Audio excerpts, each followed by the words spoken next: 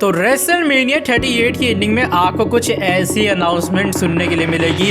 Ladies and gentleman, your new WWE champion, your current universal champion, the tribal chief head of the table Roman Reigns, यानी कि Roman बन चुके हैं WrestleMania के अंदर double champion. So hello everyone and welcome back to new video. I know काफी लोग कहेंगे मैं ऐसा क्यों कह रहा हूँ कि रोमन रेंस डबल चैंपियन बनेंगे, क्योंकि रॉयल रंबल का शो आने वाला है और दोनों के दोनों जो चैंपियंस हैं वो अपनी टाइटल्स को वहां पर डिफेंड करेंगे। लेसनर के सामने लैशली होंगे, रोमन के सामने एक बार फिर से उनकी शील्ड ब्रदर्स सेथ रॉलिंस होंगे। लेकिन फिर भी मैं ऐसा क्यों कह रहा हूं कि रेसलमेनिया 38 के अंदर एक टाइटल वर्सेस टाइटल मैच ही होगा, क्यों WWE ब्रांड जो स्प्लिट है वो करने वाली है एंड और फाइनली जो चैंपियनशिप्स हैं WWE उनको करने वाले यूनिफाई। अब मैं ऐसा अंदाजे से नहीं कह रहा, बल्कि WWE ने उस चीज के हमें खुद हिंट दिए, तो उसके बारे में बात करेंगे वीडियो के अंदर, जो पूरी वीडियो डेफिनेटली मेरे ओपिनियन पे बेस होगी। So without wasting any time let's begin this video. तो देखो पहले बात करते हैं वुमेन्स डिवीजन के बारे में। WWE का 30 वुमेन्स रॉयल रंबल मैच होने वाला है और वहां पर ये बात अनाउंस कर दी चार्लोट फेयर ने खुद ही कि भैया वो भी इस मैच के अंदर एंट्री लेंगी। अबे सुनने में बिल्कुल वियर्ड नहीं लग रहा कि भैया चैंपियन एंट्री ले रहे हैं? हमें क्या लगेगा कि शायद WWE के पास कोई ओपोनेंट वगैरह बचा ना हो, इसलिए जो WWE वो चार्लोट फेयर को उसके अंदर डाल दे रही कि भैया किसी तरीके से एटलीस्ट हम लोग चैंपियन का यूज तो कर लेंगे। और वैसे भी जो चार्लोट फेयर है वो भी काफी अच्छी खासी स्टार पावर है। लेकिन अगर मैं आपसे कहूं बाय चांस समझ लो, जस्ट इमेजिन अगर चार्लोट फेयर वुमेन्स का रॉयल रंबल जीत लेती है तब क्या होगा? क्योंकि चार्लोट फेयर ने क्या कहा था, मैं जीतूंगी और मैं अपने टाइप के अपोनेंट को चैलेंज करने वाली हूं रेसलमेनिया 38 की नाइट 1 के लिए, यानी कि नाइट 1 के ऊपर वुमेन्स का मैच में इवेंट करेगा, पहली बात। और दूसरी बात ये, उनके जो कह सकते हो मन का अपोनेंट होगा, अब चाहे वो NXT वुमेन्स चैंपियन हो, चाहे वो रॉ वुमेन्स चैंपियन हो या फिर NXT UK वुमेन्स चैंपियन हो, जिसको मर्जी चाहे वो चैलेंज कर सकती हैं WWE में से।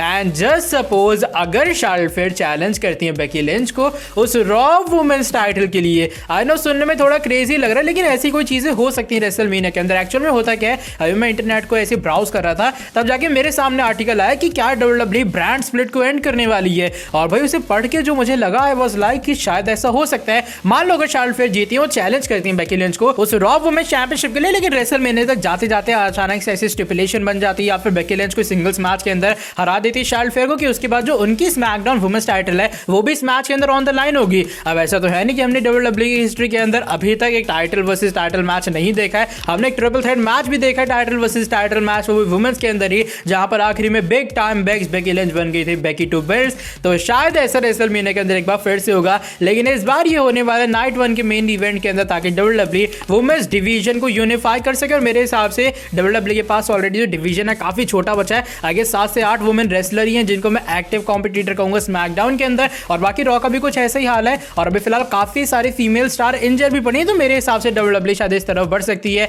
अब बात करते हैं मेल डिवीजन के बारे में, बात करते हैं नाइट 2 के मेन इवेंट के बारे में। और मैं ऐसा क्यों कह रहा हूं, लेसनर वर्सेस रोमन होगा नाइट 2 के ऊपर। अब देखो WWE ने स्मैकडाउन में पहली बात खुद बात टीज की है कि भैया हम लोग इस बात से अवेयर हैं कि जो फैंस है, जो ऑडियंस है, वो क्या चाहती है, वो चाहते हैं टाइटल वर्सेस टाइटल मैच, वो चाहती है Lesnar versus Roman title versus title, जो जीतेगा वो ले जाएगा दोनों की दोनों टाइटल। अब ज्यादा टाइटल वर्ड हो गया, लेकिन मेरे हिसाब से WWE रॉयल रंबल के अंदर इन दोनों को इतना स्ट्रॉन्ग वे में इसलिए बुक करे ताकि WWE ये दिखा सके कि लेसनर एज WWE चैंपियन कितने खतरनाक है और रोमन विदाउट पॉल हेमन भी कितने ज्यादा खतरनाक है। क्योंकि अगर लेसनर लैशली को हराते तो बहुत ही बड़ी चीज होगी, और रोमन सेथ को हराते हैं, जैसे सेथ ने बार बार मेंशन किया कि डेथ टैक्स, और जब भी रोमन सेथ का आमना सामना वो हर बार हराएंगे रोमन रेंस को। ये चीज रोमन रेंस गलत प्रूव कर पाएंगे कि रोमन वो अलग था, ये ट्राइबल चीफ पूरे तरीके से अलग है। अब ये तो बात रही WWE के टीज के बारे में और रॉयल रंबल के बारे में। चलो आगे थोड़ा बढ़ते हैं और बात करते हैं WWE के रेसलमेनिया के शो के बारे में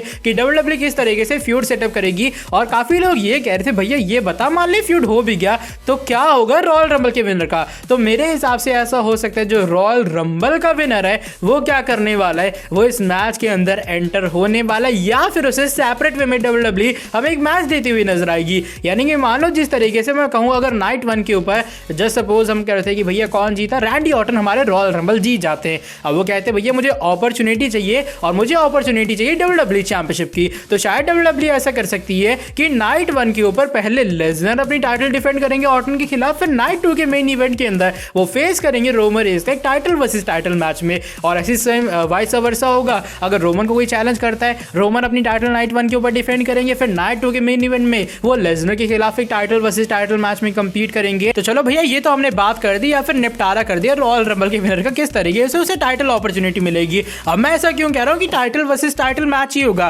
पहला उसका जो मेन रीजन है वो ये कि लेसनर इससे पहले घंटा कहीं चैंपियनशिप हारने नहीं वाले। लैशली तगड़े अपोनेंट है आई नो, लेकिन मेरे हिसाब से लेसनर उन्हें डेफिनेटली हराएंगे। जिस तरीके से लेसनर की रिसेंट टाइम में बुकिंग हुई है उन्हें थोड़ा वीक दिखाया गया रोमन के खिलाफ में। हाँ फ्यूड के अंदर वो मार पाते, लेकिन जिस तरीके से क्राउन ज्वेल के अंदर मैच हुआ हमने देखा रोमन ने उनकी धुलाई कर दी। तो आई गेस अब डब्ल्यूडब्ल्यू थोड़ा स्ट्रॉन्ग वाले वे में बुक करना चाहिए लेसनर को, और हेडिंग टुवर्ड्स रेसलमेनिया वो टाइटल डेफिनेटली नहीं हारेंगे। और दूसरा रीजन भी लेसनर ही है, क्योंकि लेसनर रेसलमेनिया के बाद डब्ल्यूडब्ल्यू के पास शायद अवेलेबल ना रहे, क्योंकि जिस तरीके से उनका कॉन्ट्रैक्ट है वो लगातार डब्ल्यूडब्ल्यू में इतने लंबे टाइम तक कंपीट नहीं करेंगे। हमने देखा रिसेंट टाइम में उनकी अपीयरेंसेस कुछ ऐसे हो रही हैं जैसे भैया ये इंसान फुल टाइमर है। आई मीन कौन कहेगा लेसनर पार्ट टाइमर है। अभी रिसेंट टाइम के उनकी रिटर्न को देख के जिस तरीके से उन्होंने डब्ल्यूडब्ल्यू के अंदर कंपीट किए, लगातार रॉ में आ रहे, स्मैकडाउन में भी आ रहे, डबल ड्यूटी वाला जो खेल है अपने लेसनर भी फिलहाल डब्ल्यूडब्ल्यू के अंदर कर रहे हैं। तो अगर लेसनर रेसलमेनिया के अंदर भी टाइटल ड्रॉप नहीं करते हैं डेफिनेटली उसके बाद वो कंटिन्यू नहीं कर पाएंगे।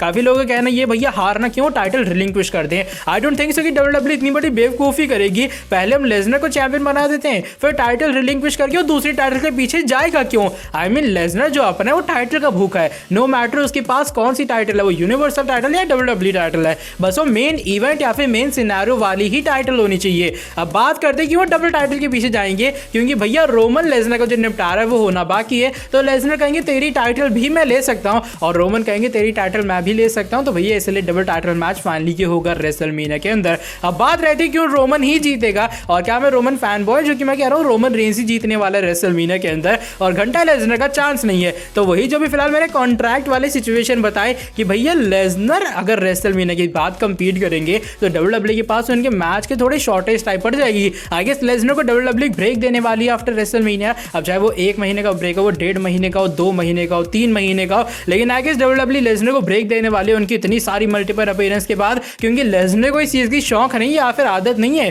कि वो लगातार हर शो पर हमें परफॉर्म करते हुए नजर आ रहे हैं। इसलिए मेरे हिसाब से भैया ये कुछ चीजें होंगी रेसलमेनिया के अंदर। टाइटल यूनिफिकेशन फाइनली होने वाला है, लेसनर फिर थोड़े टाइम बाद एक बार फिर से वापस आएंगे पूरे पिक्चर फ्यूड के अंदर। तो एट दी एंड बस मैं इतना कहना चाहूंगा, कुल मिला के जितने मुझे इशारे लग रहे हैं डब्ल्यूडब्ल्यू के वो यही लग रहे हैं कि वो टाइटल्स को, वो चैंपियनशिप्स को यूनिफाई करना चाह रही है। चाहे वो वुमेन्स की टाइटल ना हो, लेकिन मेरे हिसाब से जो मेन चैंपियनशिप है यानी कि जो डब्ल्यूडब्ल्यू टाइटल और यूनिवर्सल टाइटल है, डब्ल्यूडब्ल्यू जानबूझ के इन्हें कंबाइन करने वाली है, और शायद वर्ल्ड हेवीवेट चैंपियनशिप एक बार फिर से वापस आएगी रेसलमेनिया के अंदर। डब्ल्यूडब्ल्यू को इससे ज्यादा अच्छी अपॉर्चुनिटी कहीं भी नहीं मिलने वाली है। आई डोंट थिंक सो कि डब्ल्यूडब्ल्यू के स्टार्टिंग से ये प्लान्स होंगे, लेकिन जब से लेसनर के पास टाइटल आई है और लेसनर रोमन का फ्यूड कंटिन्यू है, आई गेस डब्ल्यूडब्ल्यू फाइनली इसी डिसीजन पे पहुंची कि फाइनली उन्हें ब्रांड स्प्लिट एंड कर देना चाहिए। इसके जैसे मैं पहले बता चुका हूं, एक नहीं मल्टीपल रीजन है। पहला ये आपका रोस्टर इतना छोटा है, दूसरी बात ये अगर कोई सुपरस्टार गायब हो जाए तो भैया आपके पास स्टोरी लाइन के कंगाले पड़ जाते हैं, और तीसरी बात है न्यू चैलेंजेस मिलना मुश्किल हो जाता है डब्ल्यूडब्ल्यू के पास में। इसलिए हमें सुपरस्टार्स की वापसी करवानी पड़ती है ताकि जो टाइटल पिक्चर है वो और भी ज्यादा फ्रेश दिख सके। आई थिंक सो ये कुछ होने वाली चीज है रेसलमेनिया 38 में। मुझे नहीं पता मैंने वीडियो के अंदर क्या बकबक कर डाली है, लेकिन फिर भी अगर बकबक सही लगी है, पसंद आई है तो लाइक कर देना नीचे वीडियो को। सीरियसली मुझे नहीं पता मैंने क्या बोला है, लेकिन फिर भी अगर सॉरी वीडियो पसंद आई तो फटाफट से कर देना नीचे वीडियो को लाइक। आपके हिसाब से भी टाइटल यूनिफिकेशन ब्रांड स्प्लिट खत्म होने वाला है रेसलमेनिया के अंदर, और अगर by chance Charlotte Flair SmackDown women's champion होने के बाद भी रॉयल रंबल को जीतती हैं तो मेरे हिसाब से यही होगा डेफिनेटली रेसलमेनिया के अंदर। और मैं चौथी बार वीडियो को एंड कर रहा हूं, लेकिन अगर वीडियो पसंद आई है लाइक करना नीचे वीडियो को, सब्सक्राइब करके बेल नोटिफिकेशन को ऑन कर देना। मिलता हूं आपसे आके नेक्स्ट वीडियो के अंदर बहुत ही ज्यादा जल्दी। Till then bye bye, take care.